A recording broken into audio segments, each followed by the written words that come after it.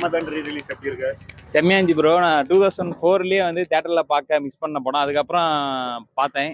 பயங்கரமா இருக்கு. இதுல படத்துல பார்த்தீங்கன்னா யுவன் சங்கர் ராஜா வந்து 5 படத்துக்கு போற மியூசிக் ஒரே படத்துல போட்டிருப்பாரு. ரீ-ரிலீஸ் அப்ப 2004ல பார்த்த வைப்லயே இருக்குது இன்னமும் அப்படின்லாம். என்ன ஒண்ணுன்னா அப்ப வந்து 5.1ல கொடுத்துருந்தாங்க, இப்ப வந்து 7.1ல கொடுத்துருக்காங்க.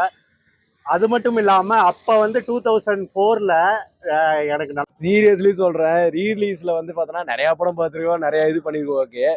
பட் ஆனா இந்த படம் ரீ-ரிலீஸ்ல பார்க்கும்போது ஒரு சில படம்லாம் ஃப்ரெஷ்ஷா இருக்குன்னு பாத்தீங்களா. அதுல கில்லி, இந்த மங்காத்தாக்கு அப்புறம் எனக்கு வந்து பெருசா வந்து இந்த ரீ-ரிலீஸ்ல புது படம் மாதிரி தெரிஞ்சது வந்து பார்த்தோம்னா மன்மதன் தான் ப்ரோ. அதே மாதிரி எஸ்டிஆர் பர்ஃபார்மன்ஸ் ஃபுல்லா காட்டின படம் பார்த்தீங்கன்னா மன்மதன் தான். அவர் லைஃப் டைம்ல செட்டில்மெண்ட், அதாவது செம்ம படம். அவர் லைஃப் டைம் படம்னாவே மன்மதன் தான் பெஸ்ட். சீரியஸ்லி சொல்றேன், எப்படி அந்த 2004ல வந்து இப்படி செதுக்கி இருப்பாருன்னு தெரியல. அப்படி பார்த்து சிரிக்கிருக்காரு. எஸ்டிஆர் சிலம்பரசன் அவர்கள் வந்து சூப்பராகவே பண்ணியிருக்காரு இந்த படத்துல. இதுல பண்ணது மட்டும் இல்லாம பர்ஃபார்மர் எஸ்டிஆரா வந்து பார்த்தோன்னா ஜெயிச்சிருக்கிறாரு ப்ரோ. சீரியஸ்லி இந்த எல்லாம் ஞாபகம் இருக்கு. பாலிடெக்னிக் படிச்சுட்டு இருந்தேன், அதாவது பாலிடெக்னிக் காலேஜ். நான் வந்து அதுல என்எஸ்எஸ்ல இருந்தேன். என்எஸ்எஸ்ல இருக்கும் போது டிசம்பர் 1 அன்னைக்கு நடந்து சொல்றேன். டிசம்பர் 1 அன்னைக்கு எய்ட்ஸ் விழிப்புணர்வுக்கு மார்ச் பாஸ்ட்டுக்கு அமுச்சு விட்டாங்க ஒரு 10 பேர்த்த. நான் என்ன செஞ்சேன்னா, இப்போ நாங்கள் 10 பேரும் மார்ச் பாஸ்ட்டுக்கு போகாம கட்டடிச்சு இவரோட படத்துக்கு வந்துட்டோம். அதாவது ஜோதிகா எஸ்டிஆர் கெமிஸ்ட்ரி பார்த்தீங்கன்னா சூப்பராக இருக்கும். அதில் வர ஒவ்வொரு பிஜியும் வந்து எஸ்டிஆர் வந்து செதுக்கியிருப்பாங்க. அதாவது யுவன் சங்கர் ராஜா எஸ்டிஆர் காம்பவுண்டாவே பயங்கரமாக இருக்கும். இந்த படத்தில் வந்து செம்ம தூளாக இருக்கும். கிளைமேக்ஸ்லாம் சீனை அந்த சீனை பார்த்துட்டு அழுதுட்டு வரல அப்படின்னா நீலாம் மனுஷனே இல்லை அப்படின்னு நான் சொல்றேன். நான் சேலஞ்சு கூட கொடுக்குறேன். அந்த கிளைமேக்ஸ் சீன் வந்து கண்டிப்பா எவனையா இருந்தாலும் அழுவ வச்சிரும். இவர் தான் ஒரு கட்டத்துக்கு மேல அழுவ வைக்கிறாரு அப்படின்னு பார்த்தோம்னா, இங்க நடுவுல வந்து பார்த்தோம்னா மியூசிக்கல் கிங் யுவன் சங்கர் ராஜா வேற ஒரு பக்கம் வந்து பார்த்தோம்னா அவரு ஒரு பங்குக்கு அழுவ வைக்கிறாரு. என்ன பிஜிஎம் ப்ரோ ஒரு போட்டிருக்கிறாரு. சீரியஸா சொல்ல போனா அவரோட ரோல்ல அப்ப அந்த ஸ்கிரீனை தான் விட்டுருக்காங்க. இப்ப பாக்குறதுக்கும் நல்லா தான் இருக்குது. அப்ப வந்து பாத்தீங்கன்னா அப்பயே டபுள் ரோல்ல நடிச்சிருக்கிறாரு, இது பண்ணிருக்கிறாரு. அவரோட அப்பாவோட எனக்கு பிடிச்ச அதுல பாட்டு வந்து பாத்தீங்கன்னா சமைதிலேயே லாஸ்ட்டுக்கு பாட்டு வந்து அவங்க அப்பா ஃபர்ஸ்ட் இது பண்ணி இருந்தாரு. அடுத்து இவர் பண்ணது நல்லா இருந்திருக்கு. இப்போ கேட்கும்போது பயங்கர குஸ்பமா இருக்கு.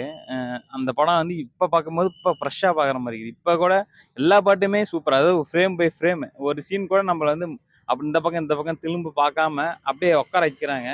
அதில் காமெடியும் சரி, எல்லாத்தோட பர்ஃபார்மன்ஸ் சரி, எல்லா சீனுமே சூப்பராக இருக்கும். ஜெயிச்சுக்கிட்டே இருக்கிறோம், முன்னாடியே போயிட்டு இருக்கிறோம் அப்படின்றதுக்காக வந்து முக்கியம் இல்லை. ஃபர்ஸ்ட் யார் முன்னாடி போறாங்கன்ற முக்கியம் இல்லை, லாஸ்ட் யார் ஃபர்ஸ்ட் வராங்கன்றதான் முக்கியம். வர்றேன் அப்படின்ற அந்த டைலாக்லாம் வந்து பார்த்தோன்னா அது ஒரு ஐகானிக்கான டைலாக். சீரியஸ்லி சொல்ல போனா அதுவா இருக்கட்டும். அதுக்கப்புறம் வந்து பார்த்தோன்னா கூப்பிட்டனால தான் நீ போனேன், அவ கூப்பிடலாம் போயிருக்க மாட்டேன், அவ கூப்பிட்டனால தான் நீ போனேன், அவ கூப்பிடலாம் போயிருக்க மாட்டேன், ஒருவேளை கூப்பிட்டா போவ அப்படின்னு. கண்டிப்பா பிடிக்கும். அவங்க வந்து எங்களுக்கு தெரியாது. ஏன்னா இந்த படம் நான் வந்து 22 வருஷம் ஆகுது. அவங்களுக்கு தெரிய வாய்ப்பு இல்லை. இந்த படம் தியேட்டர்ல பார்த்தாங்கன்னா எங்களுக்கு சூப்பராக இருக்கும். வந்து ஒரு டைம் பார்த்து பாருங்க. பாட்டும் சரி, மியூசிக்கும் சரி. கவுண்டமணி சந்தானம் காமெடி வந்து சூப்பரா இருக்கும். அதே மாதிரி டியூயல் ரோல்ல பாத்தீங்கன்னா கடைசி வரைக்கும் ட்விஸ்ட் இருந்துகிட்டே இருக்கும். நடுவுல தான் மொட்டை சிம்புவை காமிப்பாங்க. அதையும் பாத்தீங்கன்னா எதுக்கு எல்லாத்தையும் கொள்றா, எதுக்கு எல்லாத்தையும் கொள்றா அப்படின்ட்டு ஒரு ட்விஸ்ட் வந்துகிட்டே இருக்கும். அதுக்கு மொத்த தேட்டரே கோரஸ் கத்துறாங்க ப்ரோ. அதெல்லாம் ஒரு சீன்லாம் வைப் இருக்குது பாத்தீங்களா. அந்த டைலாக் மனப்பாடமா சொல்றாங்க தியேட்டர்ல பார்க்கும்போது. அவ்வளவு வைபா சொல்றாங்க அந்த டைலாக். அடுத்து என்ன டைலாக் சொல்ல போறாரு அப்படின்னு. ஏன்னா இந்த மாதிரி நிறைய படம் வந்திருக்குது அந்த பாணியிலேயே. ஆக்சுவலா இதே சிவப்பு ரோஜாக்கள் படத்தோட ரீமேக் தான். செகண்ட் ஹாஃப்ல தான் சொல்லுவா அப்படி பாத்து இதனாலதான் கொன்னேன் அப்படின்ட்டு. கடைசியா அந்த கோர்ட் சீன்லயும் நான் தான் அது, எனக்கு தம்பி இல்லைன்ற மாதிரி காமிச்சிருப்பாங்க. கடைசியா என்ன ஆகும்னா மொட்டை செத்தானா இல்லையா அப்படின்றது தான் கதை. மொட்டையை வச்சு படம் போட்டி இருக்கிறாங்க அப்படின்ட்டு தான் சொல்லலாம். இந்த கவுண்டமணி பார்த்தீங்கன்னா ஒரு சீன்ல சும்மா ஃபோன் எடுக்க வருவாரு. அப்போ பார்த்தீங்கன்னா அந்த அயன் பாக்ஸ் எடுத்து வைப்பாரு. அதுவே டக்குன்னு காமெடியாகும்.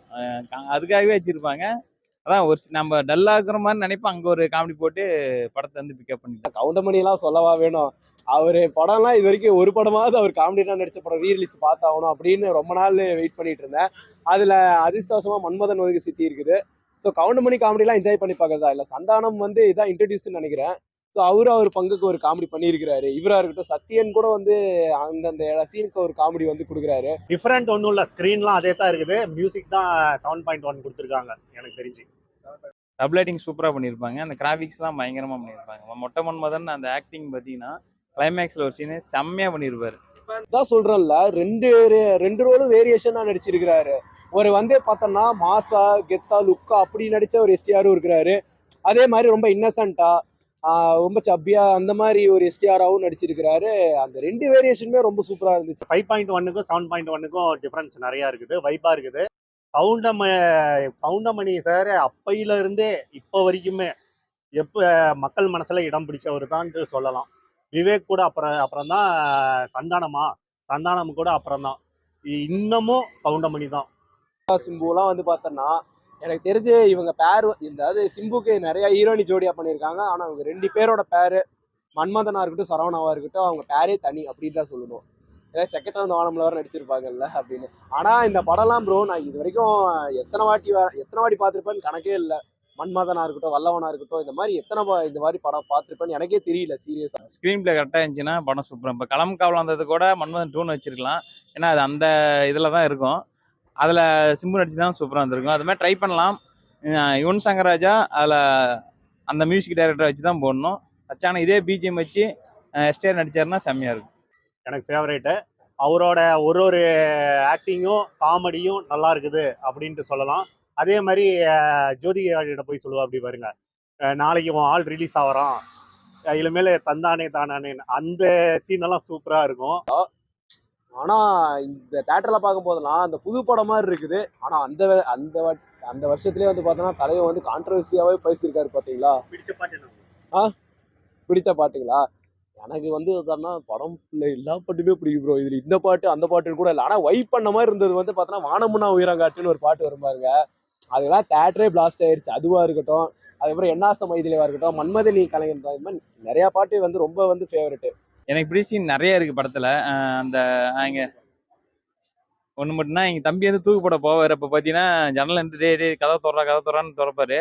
அப்ப போயிட்டு வந்து சும்மா கதை தட்டுவாரு, டக்குன்னு திறக்கும். இந்த சீனை ரியாக்ட் பண்ற சீன் செம்மையா இருக்கும்.